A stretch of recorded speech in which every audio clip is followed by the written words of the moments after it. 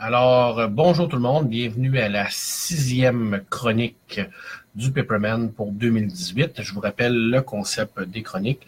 Je parle de BD majoritairement qui sont tous disponibles à la bibliothèque François Hertel, la bibliothèque où je travaille, au cégep de la Pocatière. Et vous pouvez venir en tout temps les emprunter ou les lire, il n'y a pas de problème. Et je suis en direct, donc il n'y a pas d'effets spéciaux, il n'y a pas non plus de filet, puis il n'y a pas de truc qui va apparaître dans l'écran. Alors, ce n'est que moi et vous.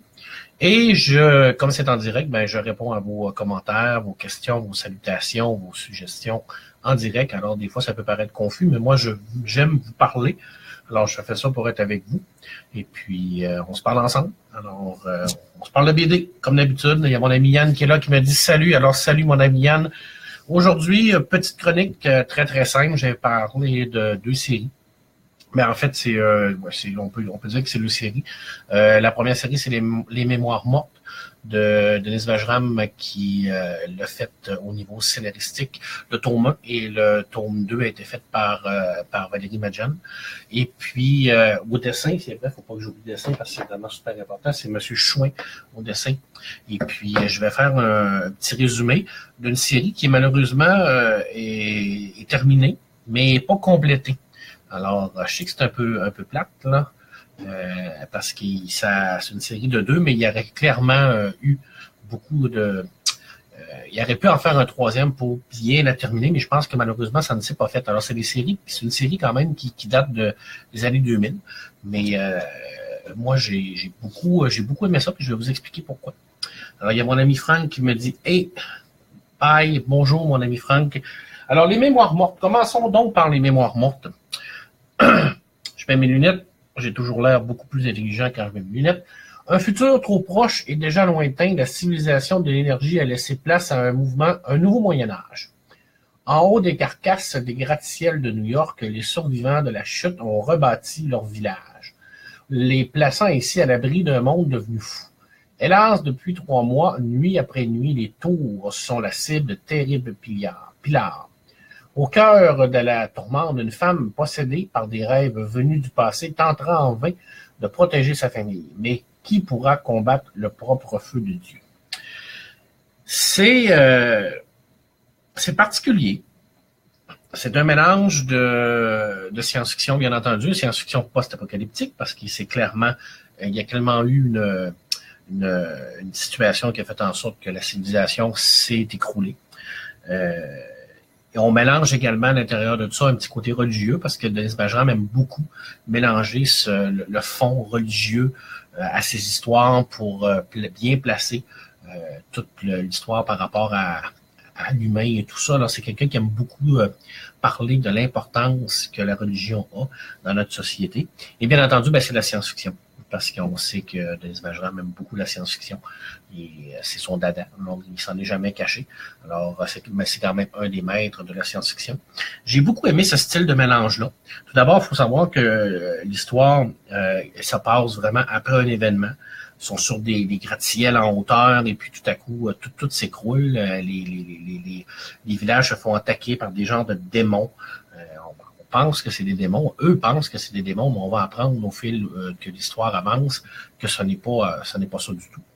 Et puis le premier tome, la moitié du premier tome est vraiment faite sur le petit côté post-apocalyptique et nouveau Moyen-Âge. Il n'y a plus d'électricité, il n'y a plus de technologie, il n'y a plus rien. Tout ce qu'on voit au niveau de la technologie, c'est vraiment de l'ancienne. Alors, c'est comme c'est comme une mémoire qui est là. Et puis, la femme, qui est le personnage principal, la moitié du tome, après ça, elle va un peu être mise à côté. Fait des rêves, on voit très bien ces rêves-là qui se passent dans le passé avec des hélicoptères et tout ça. Alors, il y a un petit côté, on essaie de coller l'histoire par rapport à ce qui s'est passé, puis ce qui va arriver.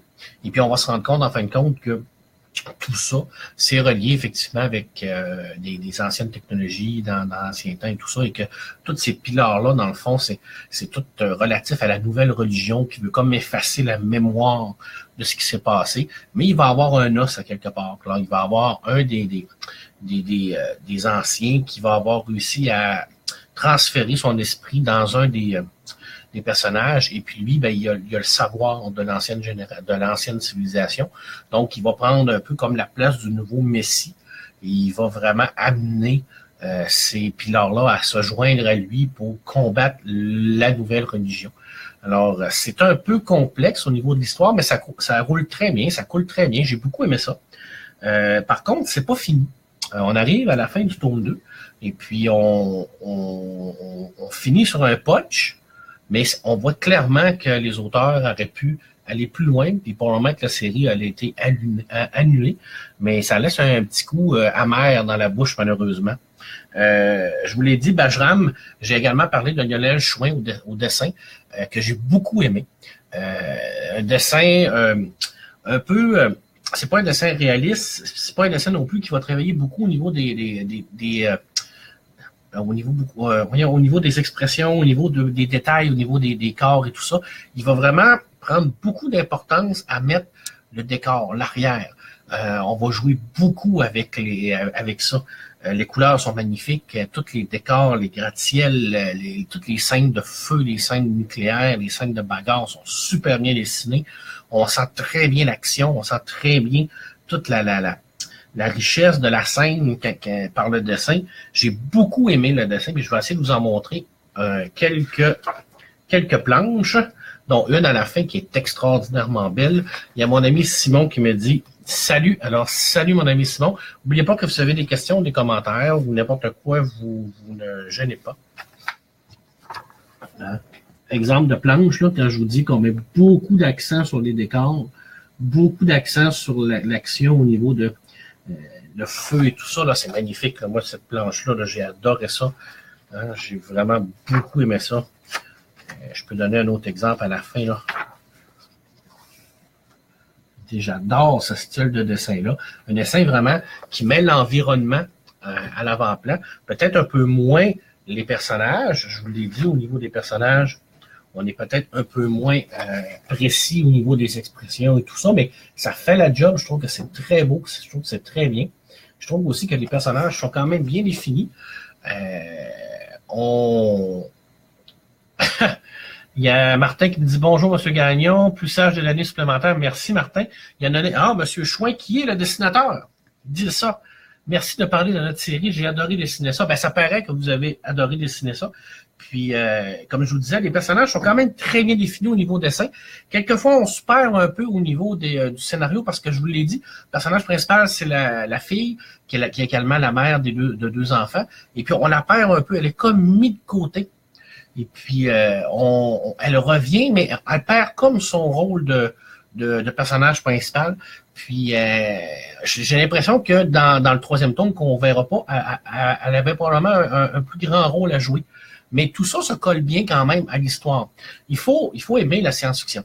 Et ça, c'est sûr et certain, que je l'ai toujours dit, si vous voulez lire du Denis Bajram ou plus de Bajram, parce que Valérie elle a fait quand même d'autres choses, elle a fait beaucoup de mythologie, comme je l'ai dit, mais elle a fait beaucoup aussi de la science-fiction. Il faut aimer ce style-là, il faut aimer le style post-apocalyptique, il faut aimer aussi ne pas avoir toutes les réponses. Ça, c'est sûr et certain. Puis il faut aussi aimer le côté religieux, hein, parce que je vous l'ai dit, Bajram mélange toujours à l'intérieur de ça, toujours le petit côté religieux. Alors, j'ai adoré ça. Je peux vous montrer le deuxième tome juste ici. Page couverture magnifique, page couverture. Moi, j'adore ce style-là. Il y a à l'intérieur de cette BD-là des planches vraiment extraordinaires. Je vous l'ai dit, là, quand on dessine là, la destruction, quand on dessine le feu, on dessine vraiment, là, c'est sublime. Tous les décors, là. Moi, j'ai adoré ça. Les couleurs sont écœurantes. Tous les petits détails, là. On voit tous les petits détails au niveau là, de la neige, au niveau de la glace. Là. Pour moi, tu sais, je veux dire, ça compense le fait un peu qu'on voit moins les expressions des visages et tout ça, mais tous les décors sont tellement beaux. Tous les décors, tous les petits détails comme ça, là, je veux dire, l'action, on la sent. J'ai beaucoup adoré ça. Je sais qu'il y a des gens qui ont moins adoré ça parce que ils l'ont comparé à d'autres trucs que M. Bajram a fait avec Universal War, mais c'est pas la même chose, c'est pas le même. C'est pas on peut pas comparer ça. Il y a M. Chouin qui a dit la série était prévue en 5 tomes. J'espère un jour avoir la possibilité de terminer ces 7. Ben, moi aussi, je l'espère. Comme je vous l'ai dit, le tome 2 finit avec un punch. Puis En 2003, ça fait quand même un bout. Et puis, on en veut plus. On veut vraiment en savoir plus, puis aller comprendre tout ça, parce que le tome 1 est vraiment comme une introduction. On introduit vraiment le présent, ce qui s'est passé dans le passé. Et puis là, on voit un petit côté futuriste, retour de technologie. On se rend compte qu'en fin de compte, il y a la nouvelle religion qui ne veut pas utiliser l'électricité parce que c'est mal et tout ça, ils l'utilisent en cachette. C'est eux autres qui brûlent les villages. On voit vraiment le côté malsain de tout ça. Et puis là, on rentre là-dedans, on rentre dans cette guerre-là avec le nouveau Messie, avec la nouvelle religion et tout ça. Puis ça nous laisse un peu sur notre fin. C'est le seul bémol que j'ai de cette série-là. Mais il y a des séries, il y en a qui sont arrêtées, puis il y en a qui continuent. Alors, on espère qu'un jour, cette série-là va continuer, comme moi j'espère. C'est 2 très, très beaux tomes. Je vous l'ai dit, le premier était scénarisé par M. Bajram. Le deuxième, c'est par Valérie Madjan, que j'ai appelé Valérie Madjan tantôt. Je suis désolé, c'est Valérie Madjan. Scénario et dialogue. Et puis, je vous l'ai dit, Lionel Chou, au niveau des couleurs, au niveau du dessin. Et M. Bajram a travaillé au niveau des couleurs aussi. Alors, deux beaux tomes de science-fiction post-apocalyptique. Hein? Et puis, je veux quand même vous montrer les genres de démons, là. Parce que c'est important, là, mais on se rend compte qu'en fin de compte, c'est pas vraiment des démons, là. C'est des genres d'armure, là. On n'est pas fous, là. Mais je vais essayer de vous les montrer parce qu'ils sont vraiment super beaux. Attendez-moi un instant.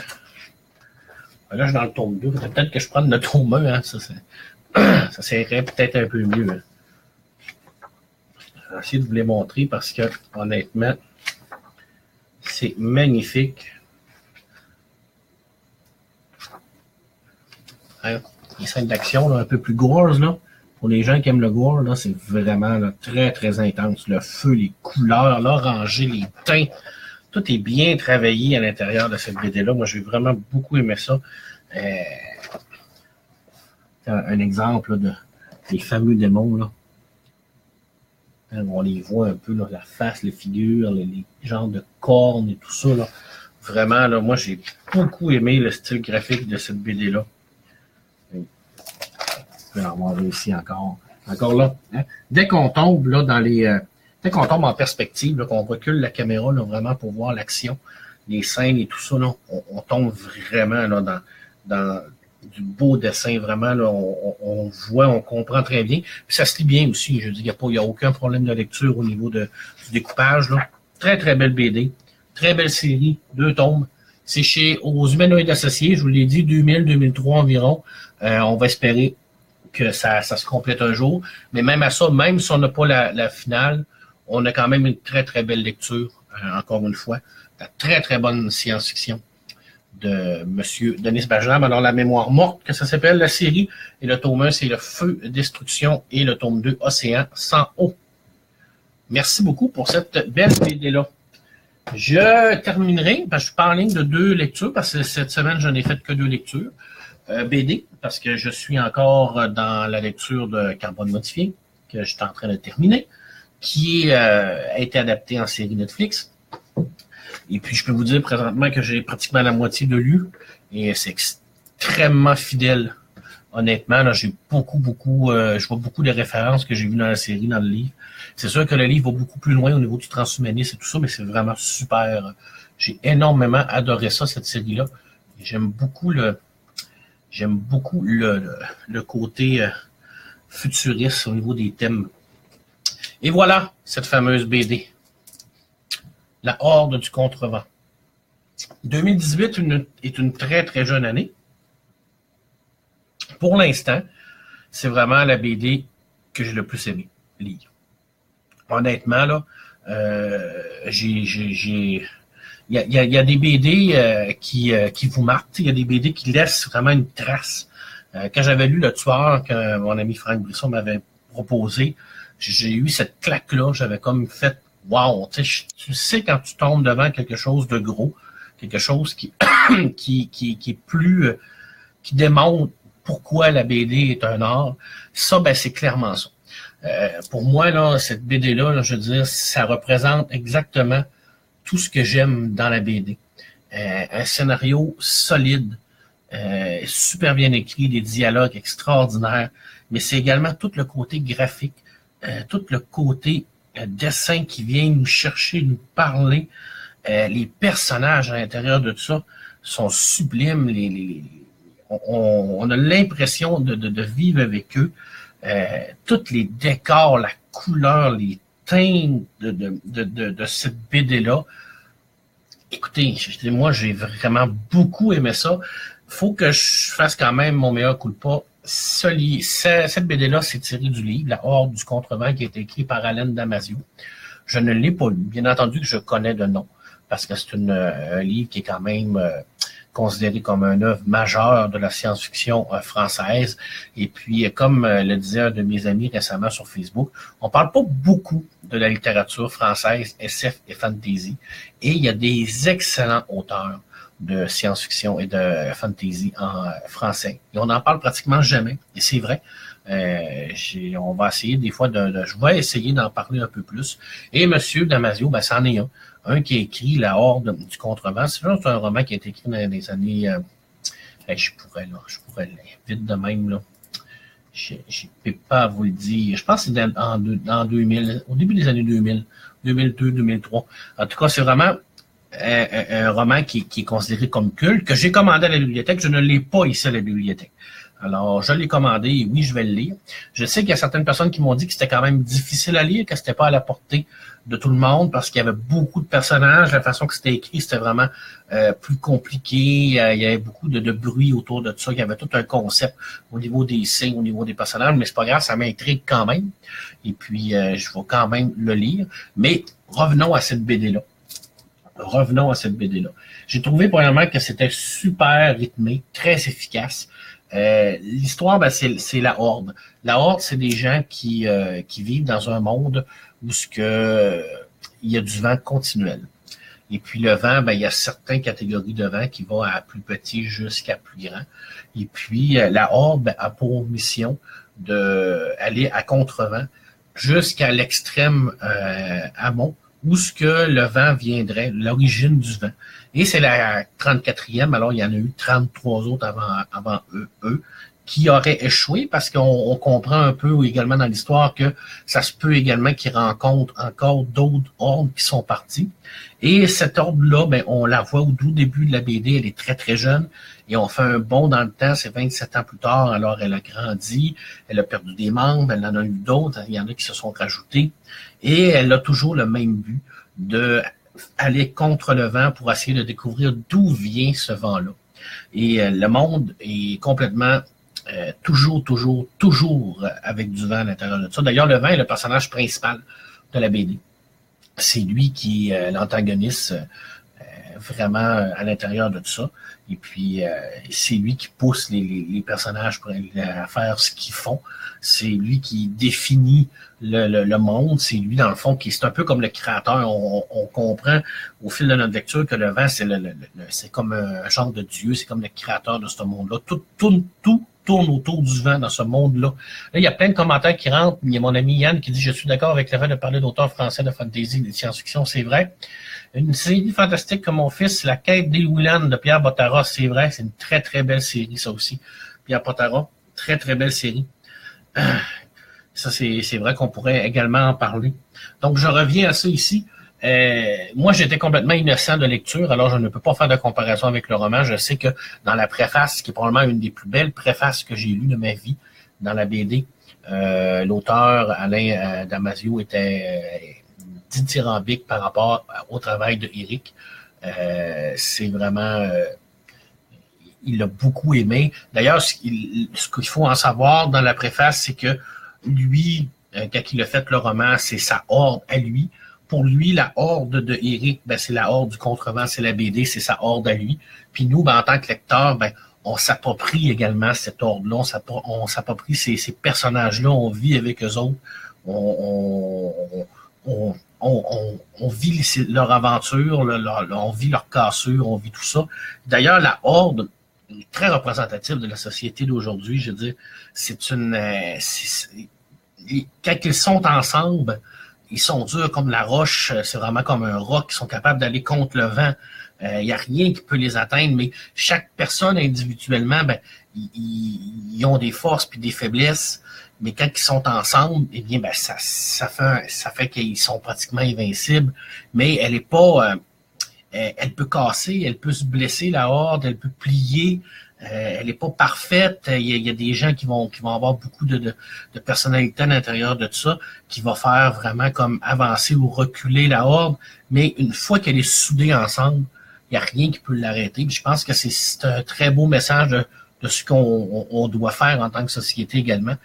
Chaque personne individuellement, quand on se met ensemble, on est capable de faire n'importe quoi. Puis je pense que c'est ça le message que moi j'ai lu dans ça, c'est que malgré tout ça, on est capable d'aller au-delà de n'importe quelle difficulté. Il suffit de s'unir, il suffit de s'entraider. Et puis j'ai vécu ça. Dessin, la claque de cette BD-là. Je veux dire, les décors, tout le monde, la poussière, les roches qui partent, rien que la page couverture, rien que la couverture. Là. Et, écoutez, c'est vraiment là, sublime. Les couleurs. Et là, il faut vraiment que les couleurs, c'est de Gaétan Georges. Non, on parle jamais des coloristes. Hein, les gens qui font la couleur, on parle tout le temps des scénaristes, des dessins, mais il y a beaucoup de travail au niveau des couleurs. Surtout dans cette BD-là. Là. J'ai essayé de vous montrer un peu le style de dessin. Là. Ça, c'est vraiment là, un dessin superbe. C'est pas facile de dessiner le vent. Hein. Le vent, c'est intangible. C'est l'homme, on le voit pas. Il interfère avec notre société, il interfère avec le décor, avec ce qu'on vit, mais il faut bien le présenter, il faut le montrer, parce que c'est important, parce que tout tourne autour de lui. Et là-dessus, ben, je pense que le dessinateur a très, très bien fait son travail. Il y a une scène, entre autres, là, je vais essayer de vous la montrer. Une scène sublime. Celle-là, là. Regardez la force là, de rien que la petite case, là, où le personnage, chaque personnage a une importance dans la horde, et le personnage que je vais vous présenter, parce qu'au début, on a vraiment une très, très belle page où ce qui nous explique qui fait quoi. Et puis, ce personnage-là, c'est Caracol, c'est le troubadour. Et c'est cette fameuse phrase qui dit « Furvent ceux qui vont mûrir te saluent ». Alors, c'est vraiment là. Quel est le personnage de la horde du contrevent qui t'a le plus touché et pourquoi? Ben, il y en a plusieurs. Les personnages sont ici, OK? Et chacun, vous voyez vraiment là, ça fait un fer de lance. Hein? Alors, le premier en haut, il faut vraiment que tout soit bien, bien représenté. Il faut tout que ça soit soudé, pour être sûr et certain que le pack, dans le fond, c'est le fer qui appelle. C'est le fer, c'est lui qui va aller contre le vent. Le pack, c'est lui qui va être en arrière, qui va transporter les choses. J'ai beaucoup aimé Golgoth. Golgoth qui est le traceur, qui est le premier en avant. Qui est le personnage qui est le plus complexe, selon moi. C'est quelqu'un qui est en colère. C'est quelqu'un qui a toujours la rage en dedans de lui. C'est quelqu'un qui va vraiment toujours pousser la horde au maximum. Même s'il va avoir des blessés ou des morts, il va toujours la pousser. Mais c'est un personnage qui est complexe parce que cette rage-là qu'il y a à l'intérieur de lui, ben, c'est ce qui permet à la horde de continuer d'avancer. C'est ce qui permet à la horde de pousser tout le temps. Puis malgré le fait qu'il soit excessivement désagréable, là, parce que c'est pas un personnage super le fun, là, parce qu'il gueule toujours, il est toujours en train de chialer et tout ça, on sent l'importance qu'il y a, parce que c'est lui quand même qui est en avant, c'est lui qui va aller au-delà du vent, puis c'est lui qui pousse, puis qui pousse, puis qui pousse. Mais on comprend aussi que en tant que Golgoth, qui est comme le premier, ben, il y a une responsabilité supplémentaire par rapport aux autres personnages, parce que c'est lui qui a à tracer le chemin vers l'extrême amont. Donc, c'est important, son travail est important. Fait que cette pression-là, on la sent. Et puis, comme c'est le 34e, c'est le 9e Golgoth, je crois, 9e du nom, ben, il y a tout le poids de ses ancêtres qui est sur lui. Alors, j'ai beaucoup aimé ce personnage-là. Et puis, Caracol, qui est le troubadour. extraordinaire, troubadour. Je veux dire, c'est vraiment... Comment tu peux, dans ce monde-là, réussir à intégrer un troubadour qui va raconter des histoires, qui va essayer de souder la horde avec des contes et tout ça, dans un monde qui est apocalyptique. Là, je veux dire, il y a rien qui peut pratiquement vivre sur ce monde-là, tellement il y a du vent. Et lui, il est là. Il est toujours présent. Et puis, ben, Zoff, qui est le scribe, qui, lui, ben, a la fameuse tâche de raconter tout ce qui arrive à la Horde dans son fameux carnet, qui va prendre plus de responsabilités dans la BD. Ben, c'est un personnage qui évolue beaucoup. Et puis, il y a un petit côté mystique également à l'intérieur de tout ça. C'est un mélange de poésie, de fantastique, science-fiction un peu également. Il y a un petit côté mystique aussi, parce qu'il y a un personnage qui est très important qui va mourir. Et puis, il y a comme un genre de côté où ce qu'on voit son âme qui sortirait pour être absorbé par le vent et tout ça. Alors, c'est très, très complexe comme écriture, c'est très complexe comme dialogue également. On comprend pas tout. C'est très particulier au niveau du vocabulaire parce que le vent est vraiment bien défini. Chaque type de vent a un nom, chaque degré de vent il y a un nom. Et puis, on voit vraiment tout ça, eux le connaissent, mais nous, en tant qu'externe, en tant que lecteur externe, ben, on sait pas tout, mais on apprend à connaître ça au fur et à mesure de notre lecture. Et puis, il y a une scène que je vais lire, là, parce que c'est vraiment sublime, là, pour vous montrer à quel point les dialogues là, sont très, très, très beaux. Là. Et je sais pas si c'est les mêmes, probablement que c'est les mêmes dialogues dans le roman, là. Mais pour moi, là, c'est vraiment sublime. Là. Écoutez bien, la crainte est partout. De par chez vous, la peur règne et rôde, excusez-moi, j'ai un petit peu de... Restez soi, murmure-t-elle dans son abri de peau. N'écoutez pas la peur, car la peur dessine et trace, sépare et signe. Elle mène à mort de l'autre côté de la ligne. N'acceptez pas que l'on fixe, ni que vous êtes, ni où rester. Soyez complices du crime de vivre et fuyez. Ma couche est à l'air libre, le cosmos est mon campement. Tu sais, il y a des... Ça fesse. Tu lis ça, puis tu fais comme... Oh shit. C'est tellement poétique. Ça vient vraiment te chercher, ça parle. Toute la grande scène où il parle du vent, la création du vent. Je vais le lire parce que j'ai du temps, parce qu'il est encore de bonne heure, puis ça me tente, là. Hein? Je vais quand même le gant. De ce chaos alentis brassé par le vortex émergea le cosmos des vitesses viables, le monde d'où nous provenons, ainsi sont nées les formes, notre bon sol, nos roches dures, le bon ovale de nos œufs de poule, ces formes qui nous rassurent tant. Mais cela ne nous suffit pas d'avoir en nous le miracle de vivre. Qui a fait pour protéger nos os un bon sac de peau qui respire, un cœur dedans qui bat sans éclater à chaque battement? Nous nous plaignons de qui? Du vent, du lent de vent, pourtant poussif, qui balaie la plaine, en y levant un peu de sable. Soyez indulgents envers les rafales, elles sont vos pères, vos mères. Souvenez-vous que tout en ce monde est tissé de vent. Le vent était premier, le mouvement créait la matière, le poisson, croyez-moi, ce n'est qu'un peu d'eau enturbanée. Voilà, c'est tout ce que j'ai à dire. C'est des dialogues comme ça pratiquement tout le long de la BD. On joue avec vraiment le côté mystique, le côté tout ce côté de vent-là. Les couleurs, je vous l'ai dit, mais là, je vais en présenter un peu plus là, parce que j'ai encore un peu de temps. Là. Je vais essayer de vous montrer les scènes d'action. Ah, écoutez, regardez les expressions au niveau du visage. C'est vraiment top du top. Là. Je veux dire, on est vraiment dans on est dans la grande BD. Les scènes des méduses qui volent en hauteur. Le vent, comment il est bien dessiné, le vent. Comment qu'on le voit vivant. On est vraiment là. On le sent, on le voit, on le vit, on est dedans, on est vraiment. Pour moi, là, c'est vraiment les décors, les couleurs aussi, hein, ça vient vraiment, là, les couleurs orangées, les couleurs de terre, là, Ça vient vraiment là, teinter, ternir ce monde-là qui est vraiment un monde ravagé, désolé. C'est très, très beau. Très, très belle BD. Alors, quand on dit que la BD, c'est un art, c'est le 9e art, ben, des BD comme ça viennent nous prouver, effectivement, que, ben, comme ils n'ont pas vraiment besoin de nous le prouver, là, mais ça vient vraiment nous démontrer à quel point la BD est vraiment extraordinaire, comment elle peut venir vous chercher, vous brasser, vous raconter une belle histoire, mais également vous questionner. C'est tout ça que ça fait, cette BD-là.